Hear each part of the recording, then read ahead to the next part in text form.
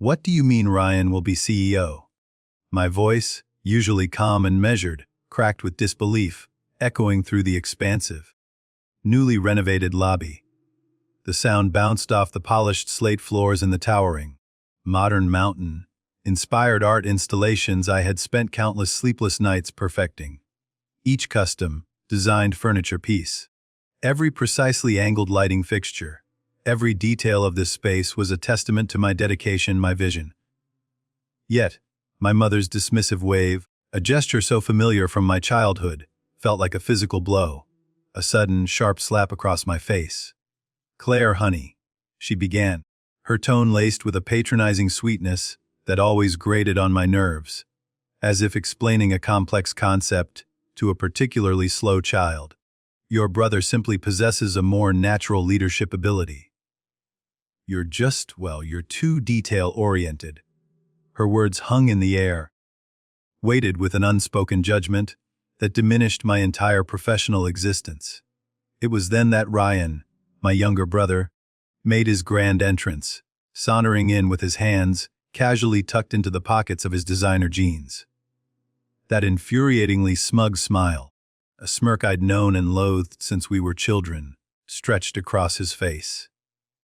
"Hey sis," he drawled, his voice dripping with feigned sympathy. "Don't take it personally.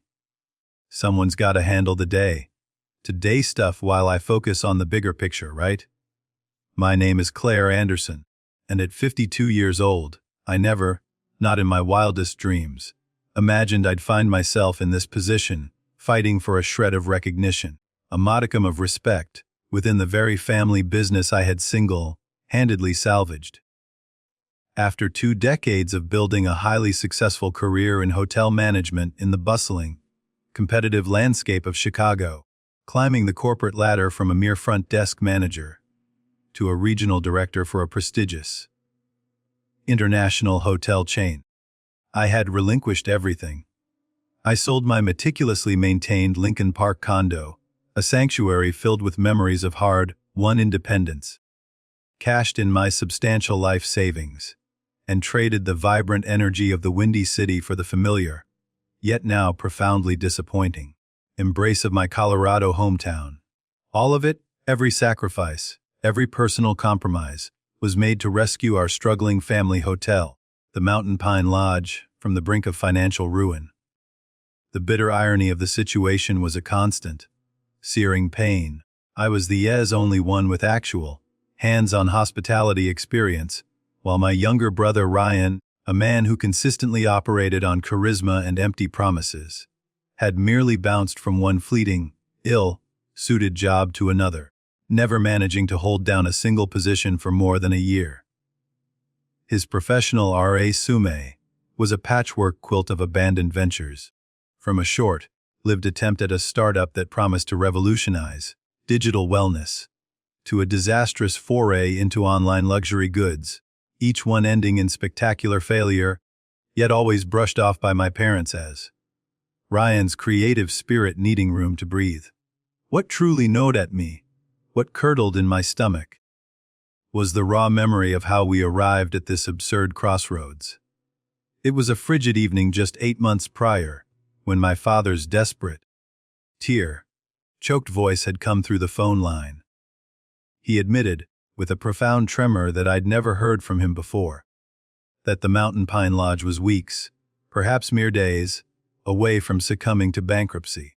The weight of his despair was palpable even through the phone, crushing me. I didn't hesitate. Not for a second. The decision felt instinctual, an almost primal response, to protect what little remained of our family's legacy. I immediately put my Chicago condo on the market, accepting a slightly lower than ideal offer just to expedite the sale, and liquidated my entire investment portfolio, converting years of careful financial planning into readily available capital. Within a whirlwind of just 2 weeks, I had packed my life into a few boxes, said hurried goodbyes to colleagues and friends, and boarded a one-way flight back to the snow-capped peaks of Colorado, my heart a heavy blend of determination and quiet desperation. The hotel, when I first laid eyes on it after years away, was a disheartening specter of its former self, truly stuck in a forgotten era. It was dated to its very core, a time warp of faded grandeur and desperate neglect. The once charming mountain aesthetic had devolved into a dusty, musty anachronism. The booking system was an archaic paper-based nightmare, completely devoid of any digital presence. Social media, a foreign concept. The online reviews were not just bad, they were brutally, painfully cringe-worthy. Guests complained about threadbare carpets, flickering lights, erratic heating, indifferent service, and a general air of palpable decay. Needs a complete overhaul. One particularly scathing review read, "Felt like stepping back into 1980, and not in a good way. Overpriced for the quality." Another simply stated, "Avoid at all costs." Truly depressing. Each negative comment felt like a personal insult, a testament to how far my family's proud establishment had fallen. I plunged into the rescue mission with a ferocity born of necessity and a deep, personal commitment. I worked relentlessly, often around the clock, fueled by lukewarm coffee and an unwavering belief in the lodge's potential. My days blurred into nights, a continuous cycle of modernization, negotiation, and transformation. I started by completely overhauling the ancient reservation system, implementing a cutting-edge cloud-based platform that allowed for seamless online bookings and real-time availability. This alone was a monumental task, requiring endless hours of data migration and meticulous setup. Then came the physical transformation, from meticulously sourcing new, sustainable timber for the lobby's feature wall, to selecting luxurious yet durable fabrics for the guest room furniture. Every element was carefully chosen to blend modern comfort with a distinct, upscale Colorado mountain aesthetic. I spent countless nights hunched over glowing spreadsheets, analyzing budgets, forecasting revenue, and negotiating fiercely with suppliers, often pushing for better terms, sustainable materials, and bulk discounts that would optimize our limited funds. Training the existing staff, many of whom had grown complacent over the years, was another Herculean effort. I implemented comprehensive customer service workshops, introduced new technological tools, and fostered a culture of proactive guest satisfaction. I shared my years of expertise, teaching them not just what to do, but why it mattered, emphasizing the importance of genuine connection with every guest. Furthermore, I leveraged my extensive industry connections, built over 2 decades in Chicago, to secure invaluable media features. I convinced prominent travel writers and influencers to visit, showcasing the lodge's dramatic transformation. We were featured in Rocky Mountain Getaways, and even a special section of Travel and Leisure on Hidden Gems, a testament to the hard work and vision poured into the renovation. And it worked. Oh, how it worked! The transformation was nothing short of miraculous. The Mountain Pine Lodge, once a 2-star nightmare teetering on the edge of extinction, was reborn. It became the unequivocal talk of the town, a phoenix rising from the ashes of neglect. Our bookings didn't just increase. They more than doubled within 3 months. And for the first time in what felt like an eternity, we were not just breaking even, but consistently turning a substantial profit. Every single detail, from the vibrant, locally sourced artwork adorning the walls, pieces I had personally curated from local Aspen artists, to the upgraded amenities in every room, including plush Egyptian cotton linens and eco-friendly bath products, was meticulously chosen and implemented. My goal was always to craft an unparalleled, unforgettable guest experience, one that felt both authentically local and effortlessly luxurious. But standing here now, trapped in this humiliating tableau, watching Ryan's utterly repulsive smirk while my parents, the very people who had pleaded with me to save their dying business, handed him, their feckless younger son, everything I had painstakingly built, I realized with a gut-wrenching certainty that none of it mattered to them. My tireless efforts, my financial sacrifices, my professional expertise, my tangible results all dismissed as insignificant. The worst part, the truly agonizing twist of the knife, was that they were choosing this very evening, tonight's staff meeting, to announce his promotion. This was the same meeting where I had been scheduled to proudly present our record, breaking quarterly results, a moment I had envisioned as a triumphant culmination of months of sacrifice. I could feel the collective gaze of our employees, a heavy, sympathetic weight settling on me. Sarah, our stoic head housekeeper who had poured 20 years of her life into this hotel, a woman whose quiet loyalty had always been a bedrock of the lodge, met my eyes with a look of shared indignation. They all knew the truth. They all knew who had truly turned this place around, who had breathed life back into its decaying bones. But like me, they were forced to stand there, silent witnesses to this grotesque farce, pretending that this egregious display of nepotism was somehow normal, somehow justifiable, somehow fair. The air crackled with unspoken resentment and a profound sense of injustice. To truly grasp the depths of this betrayal, you need to understand the tapestry of our family history, the threads that wove us together, and the ones that inevitably began to fray. The Mountain Pine Lodge had been more than just a business. It was the very heart of our family, passed down through generations since my cherished grandparents, Arthur and Evelyn Anderson, first built it with their own hands in 1971. I practically grew up in these hallowed halls, the scent of pine and brewing coffee forever, etched into my memory. My childhood wasn't filled with typical playdates. Instead, I was a constant, eager shadow, absorbing every facet of the business from the ground up. While other kids played house, I was diligently helping Mom with guest check-ins, learning the nuances of customer service even before I hit double digits. I'd watch Dad, fascinated, as he expertly handled maintenance issues, from leaky pipes to stubborn heating systems, absorbing the practicalities of property management. The hotel wasn't just my second home, it was my first love, a living, breathing entity that I adored with every fiber of my being. Every summer, every holiday, every spare moment was spent learning, contributing, and dreaming of the day I would lead it. But Ryan, he was, and always had been, different. 3 years my junior, he never once, not even for a fleeting moment, displayed an iota of genuine interest in the family business. While I was meticulously planning my academic path, enrolling in a rigorous hospitality management program at Cornell, a beacon of excellence in the industry, Ryan was aimlessly bouncing between majors. He dabbled in architecture for a semester, convinced he'd be the next Frank Gehry, then switched to a generic business degree, only to drop out altogether a year later to find himself.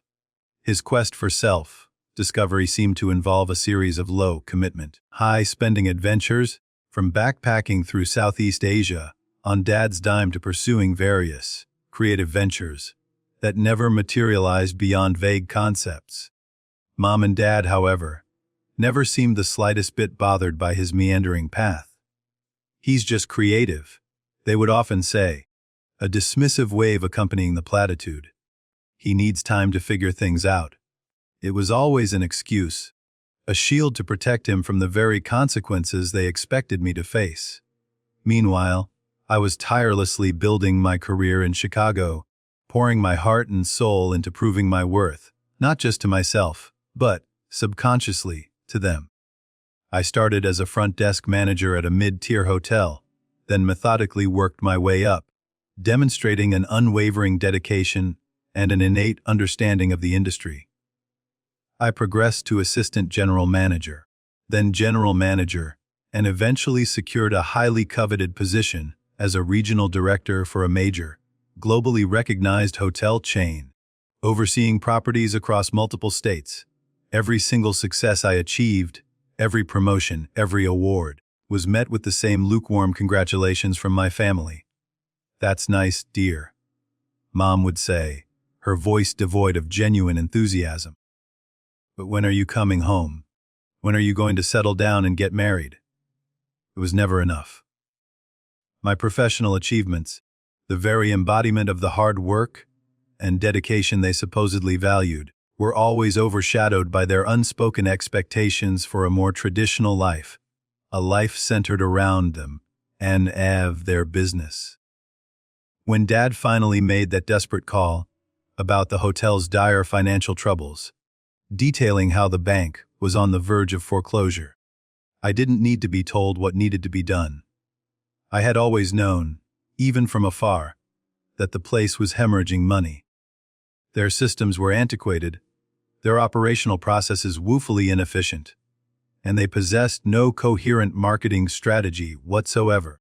The online reviews, as I mentioned, were brutal, a digital graveyard of guest complaints that cemented its reputation as a relic of the past. Stuck in the past, needs major updating, not worth the price, disappointing and dusty. It truly broke my heart, a profound ache, to witness my family's proud legacy, the dream my grandparents had meticulously built, crumbling into dust before my very eyes. I immediately took a leave of absence from my demanding job in Chicago, which, as the gravity of the situation became clear, eventually transitioned into a full resignation. My career, my independence, my very future, were all put on hold as I dove headfirst into the all-consuming rescue mission. The first month was a brutal, relentless exercise in damage control. It was a race against time, fixing a cascade of broken equipment, from temperamental industrial washing machines to a perpetually leaking boiler. I personally supervised the installation of a modern, efficient booking system, a tedious task that required countless hours of manual data input and troubleshooting. I worked tirelessly to retrain the staff on basic customer service, instilling in them the importance of a warm welcome, efficient problem solving, and genuine guest engagement. I dipped deep into my painstakingly accumulated savings to replace the ancient, stained carpeting that had graced the lobby for decades, and funded a much-needed facelift for the entire common area. Every single penny I spent was meticulously calculated, every investment strategically weighed, to maximize the return on investment and stretch our rapidly diminishing resources as far as possible. What truly infuriated me, what felt like a constant, bitter pill, was Ryan's utter absence during this period of crisis and intensive labor. While I was pouring every ounce of my being into saving our family's legacy, he was largely absent, often holed up in Denver. He claimed to be networking, a vague, all-encompassing term that, in reality, translated to partying with his affluent friends and dabbling in various fleeting hobbies. He would occasionally materialize for family dinners, offering a few vague, superficial suggestions about modernizing our approach or leveraging social media, ideas I had already meticulously implemented weeks or even months prior. Then, just as quickly as he appeared, he would vanish again, leaving me to shoulder the crushing burden of the hotel's survival. Yet, somehow, in my parents' stubbornly biased eyes, his occasional, ill-informed input was deemed just as valuable, if not more so, than my daily, grinding, back-breaking labor. It was a slap in the face, a clear indication of where their true loyalties lay. For months, I clung to a fragile hope, a desperate internal mantra: it would be worth it. I told myself that once they saw the tangible results, the sky-rocketing ratings, the dramatically increased bookings, the glowing new reviews, they would finally, irrevocably, recognize my value, my expertise, my sacrifices. I guess, in hindsight, I should have known better.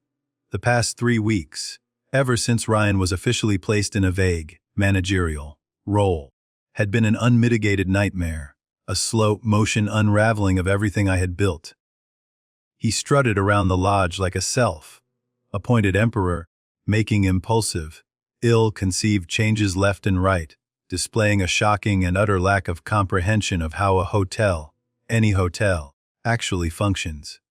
Just yesterday, with a casual wave of his hand, he decided to completely eliminate our complimentary continental breakfast service, all in the name of cost saving. He was apparently oblivious, or perhaps willfully ignorant, to the undeniable fact that our meticulously curated breakfast, featuring local pastries and freshly brewed Colorado coffee, was consistently cited in guest reviews as one of our biggest selling points, a key differentiator that kept guests returning.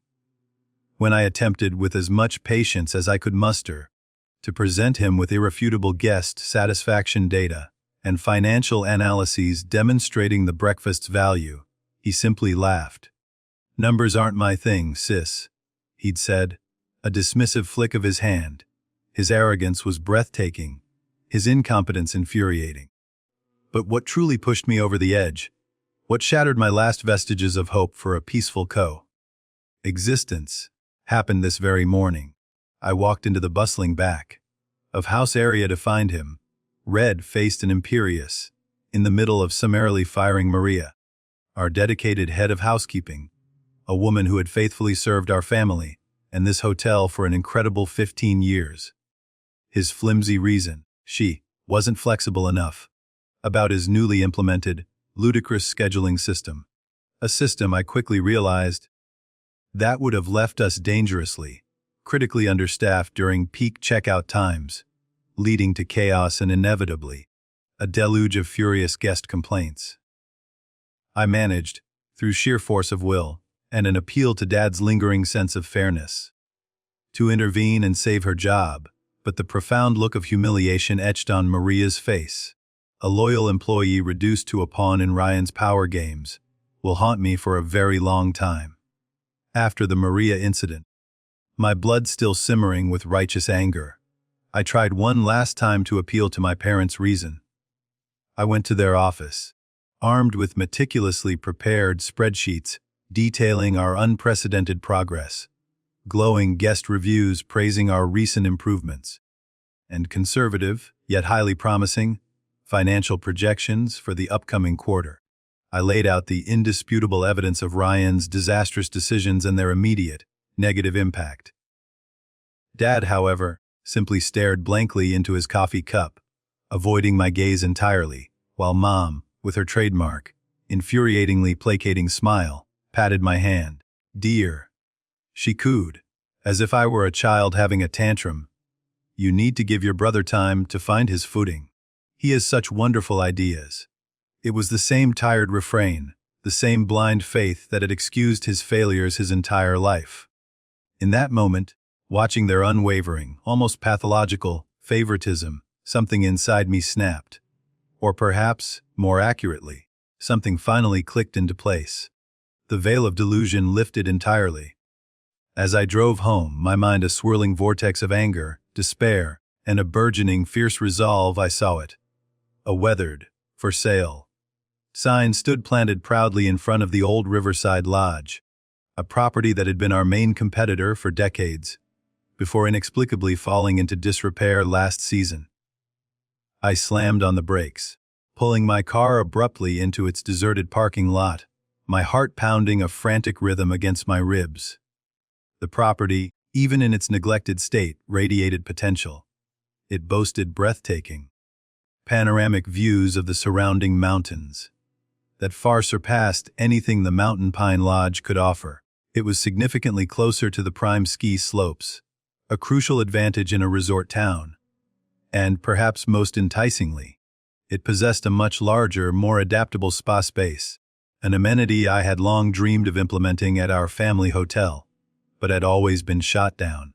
Sure, it needed extensive work, a complete overhaul even.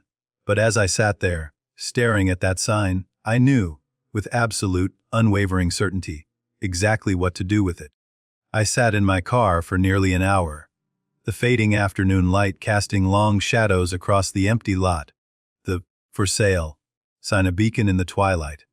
My mind replayed every instance, every dismissive comment, every achievement overlooked, every suggestion casually dismissed, every contribution minimized by my parents in favor of Ryan.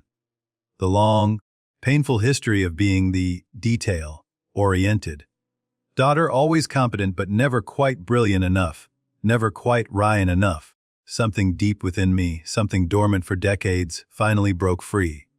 It was no longer a snap, but a profound, irreversible shift. A fierce, Exhilarating clarity washed over me. I pulled out my phone, my fingers surprisingly steady, and called my long-time Chicago realtor, the one who had handled my condo sale. The owners, she informed me, were eager to sell quickly, and thanks to my substantial savings, carefully cultivated over 20 years of disciplined work, and my stellar credit rating, a reflection of my financial prudence, I knew I could make it happen. By the time I finally drove home that evening, the moon high in the inky sky, I had already scheduled a private viewing for the very next morning. For the first time in what felt like an eternity, I felt a surge of pure, unadulterated energy, an electric current of excitement coursing through my veins. I wouldn't have to stand by, helpless, and watch Ryan systematically destroy everything I had built, everything I had sacrificed for. Instead, I would build something entirely new, something grander, something that was unequivocally, unapologetically mine. Let them see, I thought, a quiet, fierce resolve settling in my soul, exactly what they gave up when they chose him over me. This was no longer about proving my worth to them. It was about proving it to myself. The subsequent few months blurred into an exhilarating, exhausting whirlwind of activity. I poured every ounce of my energy, my expertise, and my carefully hoarded capital into transforming the dilapidated Riverside Lodge into something truly extraordinary, a beacon of modern luxury nestled amidst the ancient Rockies. While Ryan, oblivious and self-absorbed, was busy throwing lavish, poorly attended parties at the increasingly struggling Mountain Pine Lodge, social events that often involved more champagne than strategy, I was tirelessly working with a hand-picked team of architects, interior designers, and seasoned contractors. We meticulously redesigned every square inch of the property, from the structural framework to the finest finishing touches, bringing my ambitious vision to life. Simultaneously, I painstakingly built a team of top-tier hospitality professionals, recruiting the best and brightest from across the region, many of whom were quietly disillusioned former Mountain Pine employees. I named it the Summit, a name that might have been bit on the nose, as some joked, but I wanted absolutely everyone to know precisely what I was aiming for. The pinnacle of luxury, the highest standard in hospitality, a testament to reaching new heights. Word of my audacious undertaking spread like wildfire through our close-knit mountain town. The whispers started almost immediately. Some people, particularly my parents' oldest friends and acquaintances, openly called me spiteful, branding me the ungrateful daughter for daring to compete with my own family. How could she do this? They'd cluck over coffee at the local diner. It's just pure spite. Others, however, especially those who had worked alongside me at Mountain Pine Lodge and had witnessed my dedication firsthand, quietly, yet fervently, cheered me on, sending me encouraging texts and anonymous bouquets of flowers.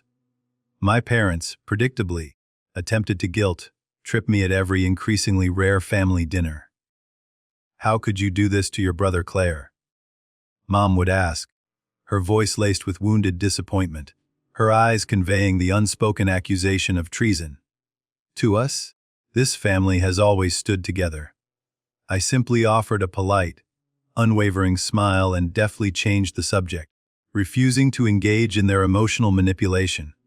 My focus was unbreakable. Meanwhile, Ryan's continued mismanagement was taking its predictable, devastating toll on the Mountain Pine Lodge. The negative reviews, once a sporadic annoyance, became a flood. Guests complained about inconsistent service, long waits at reception, uncleaned rooms, a general air of disarray. Maintenance issues, once minor, escalated to critical leaky roofs, faulty heating in the dead of winter, perpetually broken ice machines. Even basic cleanliness, a cornerstone of any reputable hotel, became a pervasive problem, with reviews mentioning dust and general grubbiness. Within the first month of his undisputed leadership, 3 longtime, highly valued staff members, including a beloved front desk manager and a seasoned chef, quit in protest, unable to endure his chaotic, often illogical, directives.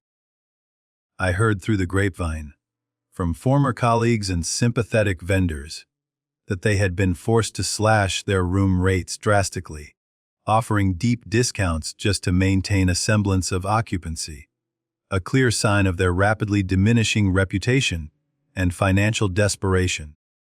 The summit's grand opening was held exactly 6 months, to the day after that fateful, humiliating confrontation in the Mountain Pine Lodge lobby. It was a crisp autumn evening, the air filled with the scent of pine and anticipation. I'll never forget the expressions on my family's faces when they walked in, uninvited but perhaps compelled by curiosity or a morbid sense of obligation. Mom's tight, almost strained smile barely managed to conceal her profound shock as she surveyed the buzzing, elegant lobby, now a vibrant hub of activity. Dad's eyes, wide with disbelief, took in the packed house, the glittering chandeliers, the meticulously uniformed staff moving with effortless grace. And Ryan's face, his anger, raw and barely concealed, was a festering wound, a stark contrast to the celebratory atmosphere. The local newspaper, along with several regional travel blogs, was there in full force, cameras flashing, journalists taking notes, interviewing delighted guests about Aspen's newest, undeniably luxurious destination. "You're trying to destroy us," Ryan hissed, his voice low and venomous, when he finally managed to corner me by the artisanal cocktail bar, a space I had envisioned as a sanctuary of relaxation. "This is a direct attack on our family, Claire." I simply smiled, a genuine, unburdened smile that held no malice, only profound self-assurance. "No, Ryan," I replied, my voice calm but firm. "This isn't me trying to destroy you. This is simply me succeeding, Ryan. Succeeding despite our family, not because of it." The contrast between the two hotels couldn't have been more stark, more glaringly obvious. While Mountain Pine Lodge visibly struggled with basic maintenance, hemorrhaging staff and reputation, the summit was already making significant waves, lauded for its innovative eco-friendly initiatives from solar panels discreetly integrated into the roofline to a sophisticated rainwater harvesting system, and its meticulously curated luxury amenities. Every single detail I had ever dreamed of implementing at the family hotel, every innovative concept that had been summarily shot down by my parents as too expensive or too risky, was now a vibrant reality here at the summit. From the locally sourced, farm-to-table restaurant menu, designed by a renowned chef I poached from a high-end Denver establishment, to the state-of-the-art spa facilities, complete with a Himalayan salt room and a zero-edge infinity pool offering unparalleled mountain views. Everything was exactly as I had envisioned it, a perfect embodiment of my vision. But success, as I quickly learned, brought its own unique set of challenges. Other hotels in the region, recognizing our meteoric rise, began to subtly, and sometimes overtly, copy our innovative online booking system and some of our more popular amenity offerings. There was also the persistent, insidious undercurrent of small-town politics. Some folks in town, particularly my parents' old friends, and a few entrenched community leaders, started whispering more pointedly about how I was tearing the family apart.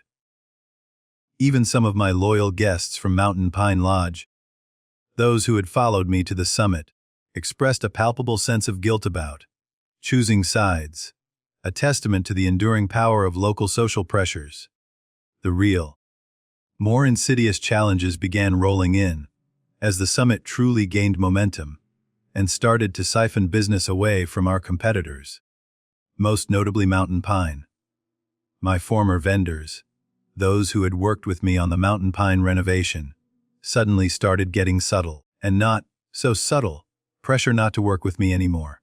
Deliveries were delayed, prices inexplicably rose, and some suppliers even ghosted me. Mom, with her vast and influential social circle in town, was clearly leveraging her connections.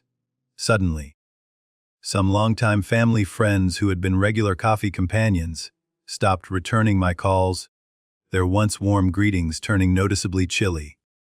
I even found myself unceremoniously removed from my coveted spot on the local tourism board, a position I had diligently held for years. The official reason? A conflict of interest.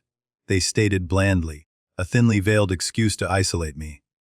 But I wasn't about to let small-town politics, petty jealousies, or familial machinations derail everything I had painstakingly built. When local vendors hesitated or outright refused, I simply found better, more reliable ones in Denver, willing to travel for our growing business. When the tourism board unceremoniously dropped me, I pivoted, focusing my energy on building direct, lucrative relationships with major ski tour operators and adventure tourism companies, bypassing the local bureaucracy entirely. Every single obstacle, every attempt to undermine me, just pushed me to be more innovative, more resourceful, and ultimately, more determined. My resolve solidified with each challenge. I was no longer fighting for recognition, but for the fundamental right to carve my own path. Then came the biggest test of all, a moment of profound confrontation that felt both inevitable and surreal. One crisp autumn morning, my parents, Dad looking considerably grayer and Mom's usual composure replaced by visible agitation, showed up unannounced at my sleek, modern office within the summit. They looked utterly worried, their carefully constructed facade of nonchalance finally crumbling. The bank, they confessed, was threatening to call Mountain Pines loans. Ryan's catastrophic mismanagement had finally, undeniably, caught up with them. They were bleeding money, losing staff, and their reputation was in tatters. They wanted me to come back. Not as CEO. Of course, the notion was almost comically absurd even in their desperation, but to help Ryan learn the ropes. We're a family. Claire. Mom pleaded, her voice cracking with desperation, her eyes brimming with unshed tears. You can't just let the hotel fail. It's been in our family for generations. I looked at them both, sitting across from my spacious, custom-built mahogany desk in the office I had personally designed, in the hotel I had built from the ground up, and felt a strange, profound sense of calm wash over me. It was a peace born of conviction and self-respect. I offered to help 8 months ago. I replied, my voice steady, devoid of anger, yet firm as granite. I gave up my entire life in Chicago, my thriving career, my independence, to save Mountain Pine Lodge. You chose Ryan. You placed him in charge, knowing he wasn't ready, knowing I had the experience, the vision, the proven track record to make it succeed. You didn't want my leadership then, and now that things have fallen apart, now that his big picture, vision has turned into a financial black hole, you're asking me to step in, to clean up his mess. I paused, letting the silence hang heavy in the air, allowing the full weight of my words to settle upon them. I'm sorry, I concluded, my gaze unwavering. But I can't do that. My mom opened her mouth, a fresh wave of arguments and guilt, trips forming on her lips, but I held up a hand, a gesture of quiet authority that surprised even myself. I'll give you advice, if you genuinely want it. I continued, offering a sliver of practical help without compromising my boundaries. I can recommend proven strategies, reliable suppliers, even effective training programs for the staff. But I am not coming back to fix what Ryan has broken. That is no longer my responsibility. They didn't know what to say. Their faces, usually so composed, now registered a mix of shock, disappointment, and a dawning comprehension of the finality of my decision. Dad finally muttered something vague about understanding my position, but the profound disappointment etched on his face was clear as day. My mom looked as though she wanted to argue, to push, to manipulate, but for once she didn't. She simply closed her mouth, defeated. Driving home that night, the Colorado stars blazing above me, I felt lighter than I had in years, perhaps even decades. Setting those firm boundaries, articulating my unwavering no, had not been easy. It was a conversation I had dreaded for months, years even, but it had been utterly, unequivocally necessary. I was no longer bending over backward, contorting myself into uncomfortable shapes to appease my parents, to earn their elusive approval, or to clean up Ryan's endless messes. I was choosing myself, my hard-won happiness, and the future I was meticulously building. Over the next few weeks, I noticed a profound, subtle shift in how I carried myself, how I interacted with the world. That decisive no to my parents, that moment of reclaiming my agency, gave me an unprecedented surge of confidence to enforce boundaries in other areas of my life too. I stopped over-explaining my decisions to people, whether they pertained to work or deeply personal choices.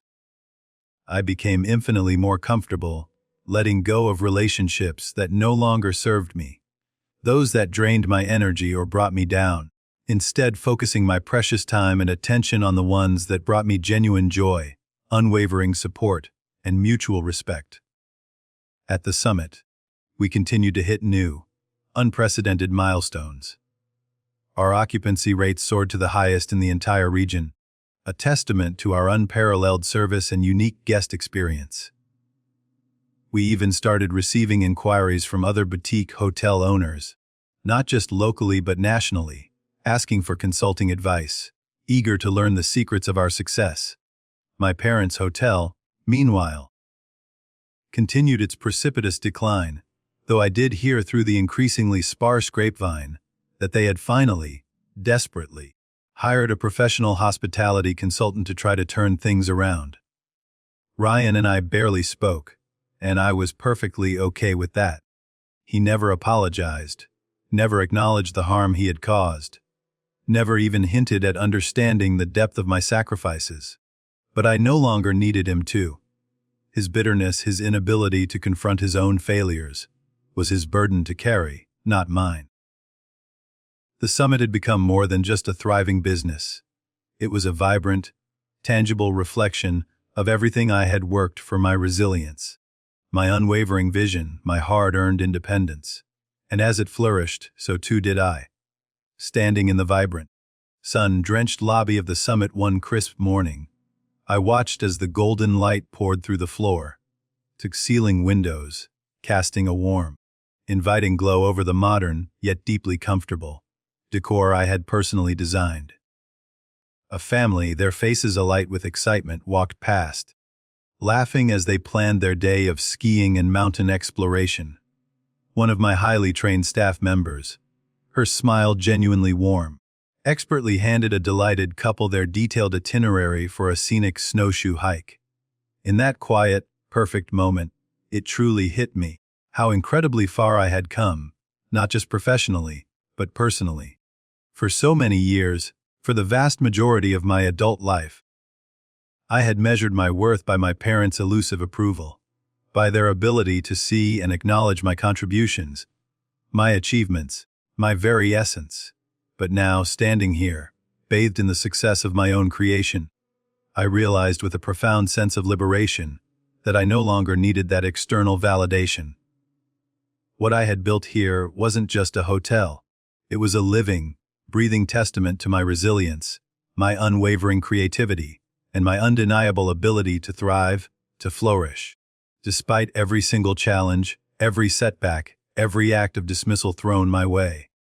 The journey had been arduous, marked by profound pain and emotional scars. Letting go of the deeply ingrained hope that my family would somehow change, that they would finally see me, truly see me, was one of the most painful processes I had ever endured. But that letting go, that painful severing of invisible ties, also profoundly freed me. I no longer felt tied to the crushing weight of their expectations, or the lingering sting of their dismissiveness. Instead, I felt an overwhelming, soaring sense of pride. Proud of what I had created with my own two hands, proud of the exceptional team I had cultivated and nurtured, and profoundly proud of the authentic, fulfilling life I was now living. I wasn't just surviving, I was thriving, in every beautiful, meaningful sense of the word. The annual Regional Hospitality Awards ceremony was the kind of glittering, high-stakes event I used to dream about attending, even while working my way up in Chicago. The grand ballroom buzzed with an electric current of excitement, filled to capacity with industry titans, prominent journalists, and hotel owners from across the entire state. As the announcer's voice boomed, beginning to list the nominees for the coveted Boutique Hotel of the Year award, I caught a fleeting glimpse of my mom and dad, seated discreetly towards the back of the room, their faces unreadable.